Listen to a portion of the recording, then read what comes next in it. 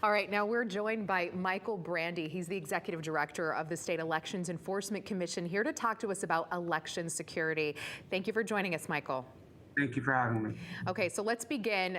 We can start with what's on everyone's mind. Absentee ballots. Since the pandemic, we've seen a lot more of these, and there's a lot of people questioning how secure that process is. Do absentee ballots lead to more voter fraud?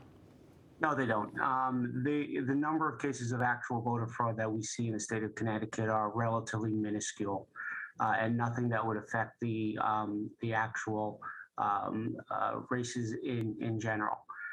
We do see some cases, but the reason why we exist as an agency is to find out when those cases do appear.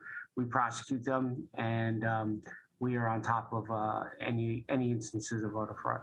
And I know ever since the 2020 election, a lot of this stuff is being put under the microscope. So what should someone do if they think they see something fishy at the polls or during the election process? They should notify our agency as soon as possible. On election day, as well as on primary day today, we run the election day hotline along with the Secretary of State's office, 1-866-SEEK-INFO.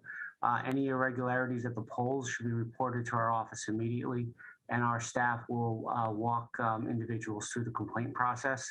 But I can assure you that voting here in Connecticut is safe, it's secure, and your ballots and your votes will be tabulated correctly by the end of the evening.